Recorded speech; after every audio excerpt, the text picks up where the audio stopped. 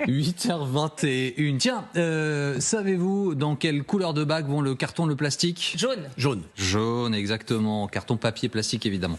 Bonjour Margot Perry. Margot est ce matin au bout de la chaîne, parce que vous regardez la benne jaune partir vider dans le camion. Et puis que se passe-t-il après ? Eh bien, Margot est dans les Hauts-de-Seine ce matin. Allons à Paris, dans le 15e, pardon, et nous raconte la suite de ces déchets, leur vie. Exactement, c'est ici directement qu'arrivent vos poubelles jaunes, vous savez, vos cartons, vos boîtes de conserve, vos papiers, etc. Et donc là, juste derrière moi, c'est les chaînes de tri, parce que en réalité, ça représente quand même 120 kilos par an et par personne. Ces déchets recyclables qui tombent dans les belles jaunes. Et Sofiane, derrière nous, qu'est-ce qui se passe ? En fait, on retrie une seconde fois. C'est ça. Quand le déchet arrive, ce sont nos machines et nos hommes et nos femmes, parce que l'humain est extrêmement important dans les centres de tri, qui séparent les produits, qui séparent les différentes matières. Vous n'avez à mettre que les emballages, papier et carton dans la poubelle jaune. Un emballage, c'est quoi ? C'est vous avez acheté un produit, un objet, autour il y a quelque chose, et bien c'est ce quelque chose autour. Ça peut être un film plastique, ça peut être une canette, ça peut être une boîte de conserve, ça peut être un pot de yaourt. Et bien cet emballage, vous le mettez dans le bac de tri, et après c'est le service public qui sépare les différentes matières.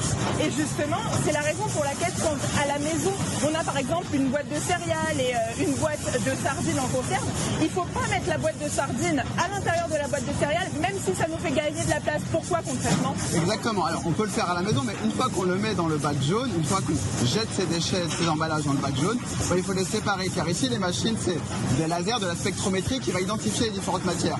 Et si j'ai une boîte de conserve en aluminium dans un pot de céréales, par exemple en carton, et ben les machines vont identifier que l'extérieur, donc que le carton. Et on va mélanger l'aluminium avec le papier, le carton. Et là, c'est pas bon. Après, l'objectif, c'est de retrier encore par matière pour créer des balles qui sont ensuite envoyées et qui permettront de refaire d'autres produits, donc recyclés. Exactement. On sépare les différentes matières.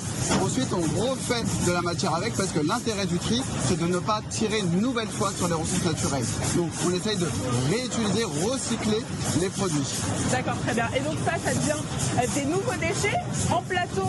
Je vais voir si vous me suivez. Tout ça, ça me fait penser à une célèbre citation de Lavoisier. Vous savez, ça recommence, rien ne se perd, rien ne se crée. Tout se transforme. Évidemment. Merci beaucoup Margot Perry. On se retrouve demain avec plaisir dans la matinale près de chez vous qui nous regardez. Dans quelques